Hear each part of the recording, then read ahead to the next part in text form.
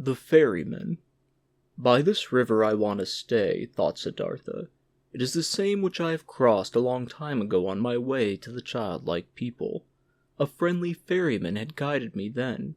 He is the one I want to go to, starting out from his hut. My path had led me at that time into a new life, which had now grown and is dead. My present path, my present new life, shall also take its start there. Tenderly he looked into the rushing water, into the transparent green, into the crystal lines of its drawing, so rich in secrets. Bright pearls he saw rising from the deep, quiet bubbles of air floating on the reflecting surface, the blue of the sky being depicted in it. With 1,000 eyes, the river looked at him, with green ones, with white ones, with crystal ones, and with sky blue ones. How did he love this water? How did it delight him? How grateful was he to it? In his heart he heard the voice talking, which was newly awaking, and it told him, "Love this water, stay near it, learn from it." Oh yes, he wanted to learn from it, he wanted to listen to it, he who would understand this water and its secrets, so it seemed to him, would also understand many other things, many secrets, all secrets.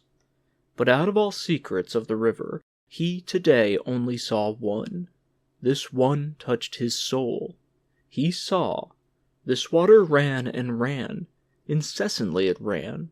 It was nevertheless always there, was always at all times the same, and yet new in every moment. Great be he who would grasp this, understand this. He understood and grasped it not. He only felt some idea of it stirring, a distant memory, divine voices. Siddhartha rose. The workings of hunger in his body became unbearable. In a daze he walked on, up the path by the bank, up river, listened to the current, listened to the rumbling hunger in his body. When he reached the ferry, the boat was just ready, and the same ferryman who had once transported the young Samana across the river stood in the boat. Siddhartha recognized him. He had also aged very much. "Would you like to ferry me over?" he asked. The ferryman, being astonished to see such an elegant man walking along on foot, took him into his boat and pushed it off the bank. "It's a beautiful life you have chosen for yourself," the passenger spoke. "It must be beautiful to live by this water every day and to cruise on it." With a smile, the man at the oar moved from side to side. "It is beautiful, sir. It is as you say. But isn't every life, isn't every work beautiful?" "This must be true, but I envy you for yours." "Ah, you would soon stop enjoying it. This is nothing for people wearing fine clothes." Siddhartha laughed. "Once before I have been looked upon today because of my clothes. I have been looked upon with distrust. Wouldn't you, ferryman, like to accept these clothes which are a nuisance to me, from me? For you must know I have no money to pay your fare." "You're joking, sir," the ferryman laughed. "I'm not joking, friend. Behold, once before you have ferried me across this water in your boat for the immaterial reward of a good deed. Thus do it today as well, and accept my clothes for it." "And do you, sir, intend to continue traveling without clothes?" "Ah, most of all, I wouldn't want to continue traveling at all. Most of all I would rather you, ferryman, give me an old loincloth and keep me with you as your assistant, or rather as your trainee, for I'll have to learn first how to handle the boat." For a long time the ferryman looked at the stranger, searching. "Now I recognize you," he finally said. "At one time you slept in my hut. This was a long time ago, possibly more than 20 years ago. You've been ferried across the river by me, and we parted like good friends. Haven't you been a Samana? I can't think of your name anymore." "My name is Siddhartha, and I was a Samana, when you've last seen me." "So be welcome, Siddhartha. My name is Vasudeva. You will, so I hope, be my guest today as well and sleep in my hut, and tell me where you're coming from, and why these beautiful clothes are such a nuisance to you." They had reached the middle of the river, and Vasudeva pushed the oar with more strength in order to overcome the current. He worked calmly, fixed his eyes on the front of the boat with brawny arms. Siddhartha sat and watched him, and remembered how once before, on the last day of his time as a Samana, Love for this man had stirred in his heart. Gratefully he accepted Vasudeva's invitation. When they had reached the bank, he helped him to tie the boat to the stakes. After this, the ferryman asked him to enter the hut, offered him bread and water, and Siddhartha ate with eager pleasure, and also ate with eager pleasure of the mango fruits Vasudeva offered him. Afterwards, it was almost the time of the sunset. They sat on a log by the bank, and Siddhartha told the ferryman about where he originally came from and about his life, as he had seen it from before his eyes today, in that hour of despair, until late at night lasted his tale. Vasudeva listened with great attention, listening carefully. He let everything enter his mind, birthplace and childhood, all that learning, all that searching, all joy, all distress. This was among the ferryman's virtues one of the greatest. Like only a few, he knew how to listen.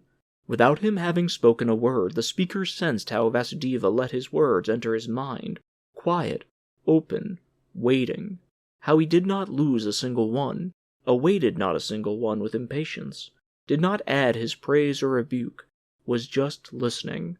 Siddhartha felt what a happy fortune it is to confess to such a listener, to bury in his heart his own life, his own search, his own suffering. But in the end of Siddhartha's tale, when he spoke of a tree by the river and of his deep fall, of the holy Om, and how he had felt such a love for the river after his slumber, the ferryman listened with twice the attention, entirely and completely absorbed by it, with his eyes closed. But when Siddhartha fell silent, and a long silence had occurred, then Vasudeva said, "It is as I thought. The river has spoken to you. It is your friend as well. It speaks to you as well. That is good. That is very good. Stay with me, Siddhartha, my friend. I used to have a wife. Her bed was next to mine, but she died a long time ago. For a long time I have lived alone. Now you shall live with me. There is space and food for both." "I thank you," said Siddhartha. "I thank you and accept. And I also thank you for this, Vasudeva, for listening to me so well. These people are rare who know how to listen, and I did not meet a single one who knew it as well as you did. I will also learn in this respect from you." "You will learn it," spoke Vasudeva, "but not from me. The river has taught me to listen. From it you will learn it as well. It knows everything, the river. Everything can be learned from it. See, you've already learned from the water, too, that it is good to strive downwards, to sink, to seek depth. The rich and elegant Siddhartha is becoming an oarsman's servant. The learned Brahmin Siddhartha becomes a ferryman. This has also been told to you by the river. You'll learn that other thing from it as well." Quoth Siddhartha after a long pause, "What other thing, Vasudeva?" Vasudeva rose. "It is late," he said. "Let's go to sleep. I can't tell you that other thing, O friend. You'll learn it, or perhaps you know it already. See, I am no learned man. I have no special skill in speaking. I have no special skill in thinking. All I am able to do is to listen and to be godly. I have learned nothing else. If I was able to say and teach it, I might be a wise man. But like this, I am only a ferryman. And it is my task to ferry people across the river. I have transported many, thousands, and to all of them my river has been nothing but an obstacle on their travels. They traveled to seek money and business and for weddings and on pilgrimages, and the river was obstructing their path, and the ferryman's job was to get them quickly across that obstacle. But for some among thousands, a few, 4 or 5, the river has stopped being an obstacle. They have heard its voice, they have listened to it, and the river has become sacred to them, as it has become sacred to me. Let's rest now, Siddhartha." Siddhartha stayed with the ferryman and learned to operate the boat, and when there was nothing to do at the ferry, he worked with Vasudeva in the rice field, gathered wood, plucked fruit off the banana trees. He learned to build an oar, and learned to mend the boat, and to weave baskets, and was joyful because of everything he learned. And the days and months passed quickly, but more than Vasudeva could teach him, he was taught by the river. Incessantly he learned from it. Most of all, he learned from it to listen, to pay close attention with a quiet heart, with a waiting, open soul, without passion, without a wish, without judgment, without an opinion. In a friendly manner he lived side by side with Vasudeva, and occasionally they exchanged some words. Few and at a length thought about words. Vasudeva was no friend of words. Rarely Siddhartha succeeded in persuading him to speak. "Did you," So he asked him at one time, "Did you too learn that secret from the river, that there is no time?" Vasudeva's face was filled with a bright smile. "Yes, Siddhartha," he spoke. "It is this what you mean, isn't it? That the river is everywhere at once, at the source, at the mouth, at the waterfall, at the ferry, at the rapids, in the sea, in the mountains, everywhere at once, and that there is only present time for it, not the shadow of the past, not the shadow of the future." "This it is," said Siddhartha, "and when I had learned it, I looked at my life, and it was also a river, and the boy Siddhartha was only separated from the man Siddhartha and from the old man Siddhartha by a shadow, not by something real. Also Siddhartha's previous births were no past, and his death and his return to Brahma was no future. Nothing was, nothing will be. Everything is. Everything has existence and is present." Siddhartha spoke with ecstasy, deeply. This enlightenment had delighted him. Oh, was not all suffering time? Were not all forms of tormenting oneself and being afraid time? Was not everything hard, everything hostile in the world gone and overcome as soon as one had overcome time, as soon as time would have been put out of existence by one's thoughts?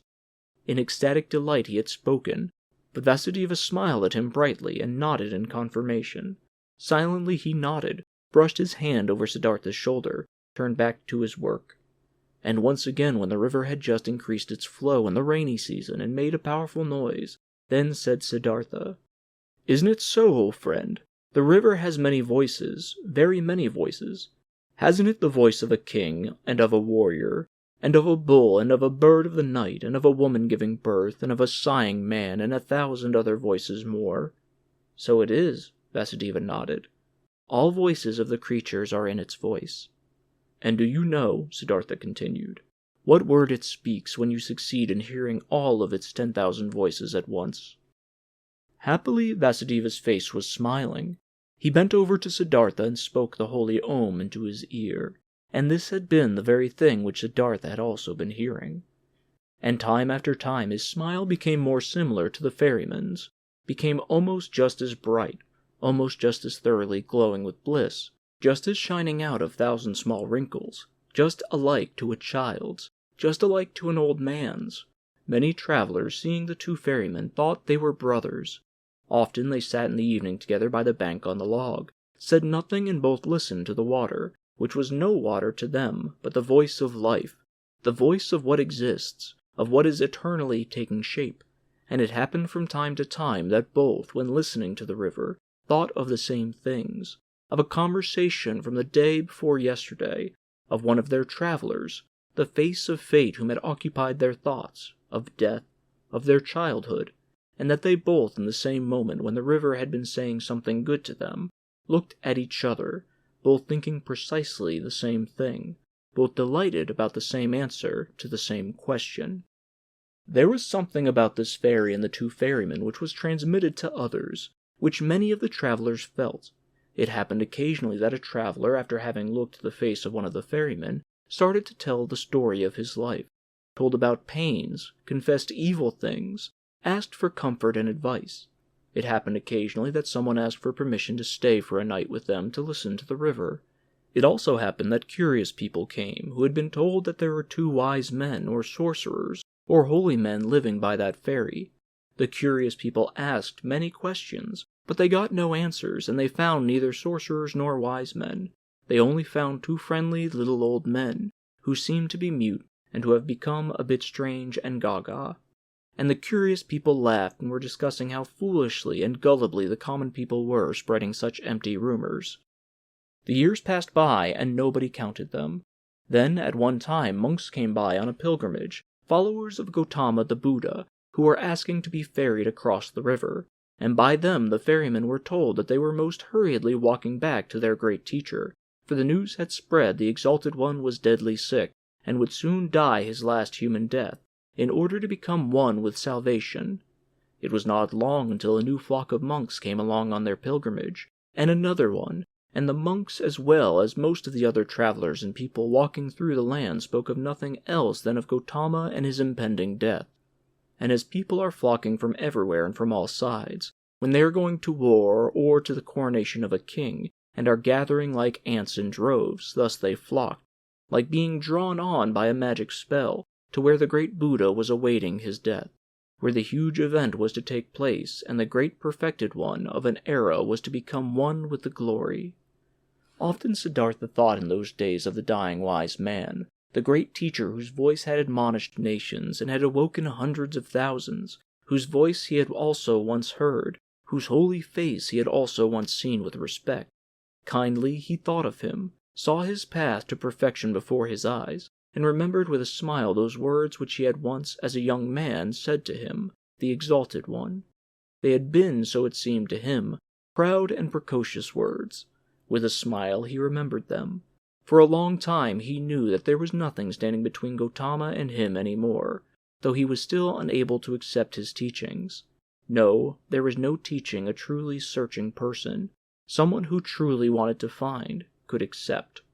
But he who had found, he could approve of any teachings, every path, every goal. There was nothing standing between him and all the other thousand any more who lived in that what is eternal, who breathed what is divine. On one of these days, when so many went on a pilgrimage to the dying Buddha, Kamala also went to him, who used to be the most beautiful of the courtesans. A long time ago she had retired from her previous life, had given her garden to the monks of Gautama as a gift, had taken her refuge in the teachings, was among the friends and the benefactors of the pilgrims. Together with Siddhartha the boy, her son, she had gone on her way due to the news of the near death of Gautama, in simple clothes, on foot. With her little son she was traveling by the river, but the boy had soon grown tired, desired to go back home, desired to rest, desired to eat, became disobedient, and started whining. Kamala often had to take a rest with him. He was accustomed to having his way against her. She had to feed him, had to comfort him, had to scold him. He did not comprehend why he had to go on this exhausting and sad pilgrimage with his mother, to an unknown place, to a stranger who was holy and about to die.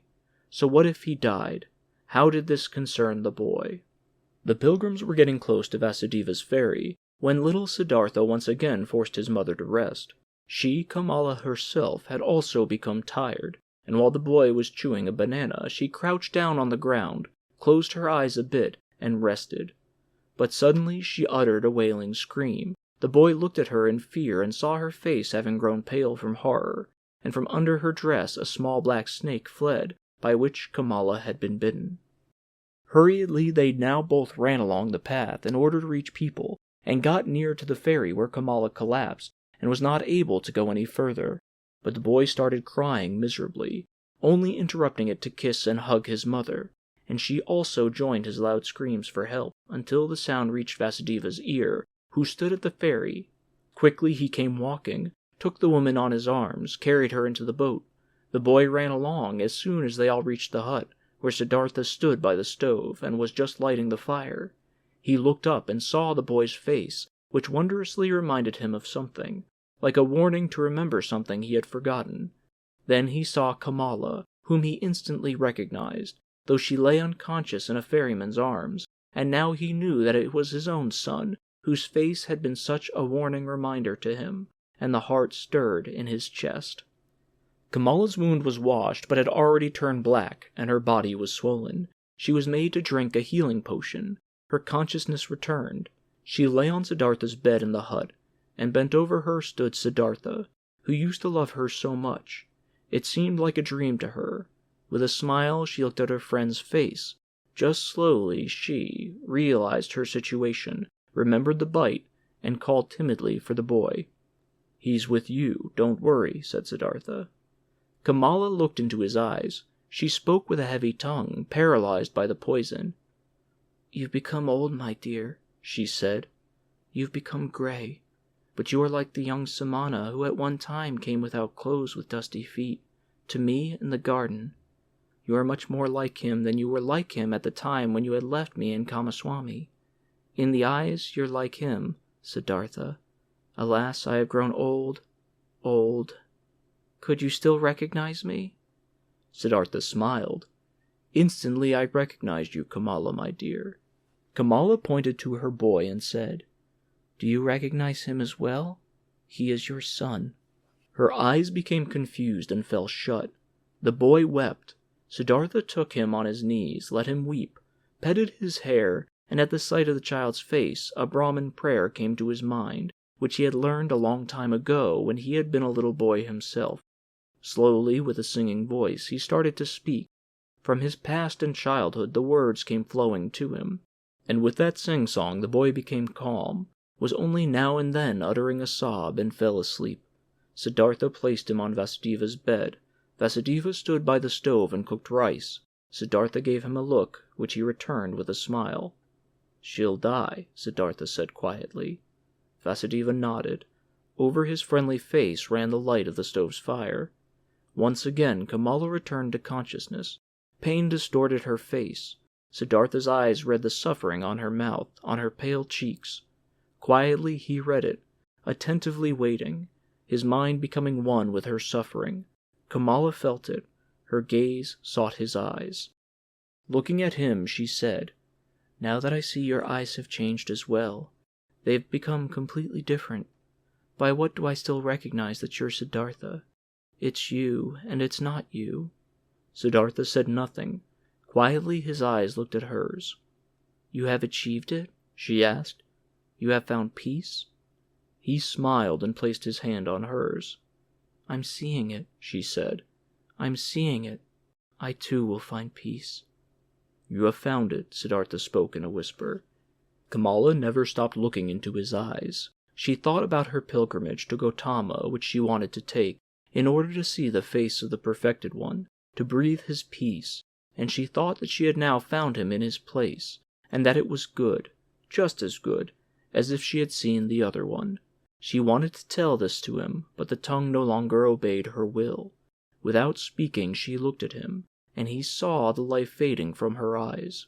When the final pain filled her eyes and made them grow dim, when the final shiver ran through her limbs, his finger closed her eyelids. For a long time he sat and looked at her peacefully dead face.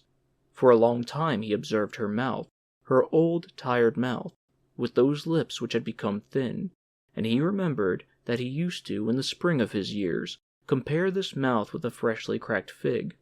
For a long time he sat, red in the pale face, in the tired wrinkles, filled himself with this sight, saw his own face lying in the same manner, just as white, just as quenched out, and saw at the same time his face and hers being young, with red lips, with fiery eyes, and the feeling of this both being present and at the same time real, the feeling of eternity, completely filled every aspect of his being. Deeply he felt, more deeply than ever before, in this hour, the indestructibility of every life, the eternity of every moment. When he rose, Vasudeva had prepared rice for him, but Siddhartha did not eat. In the stable where their goat stood, the two old men prepared beds of straw for themselves, and Vasudeva lay himself down to sleep.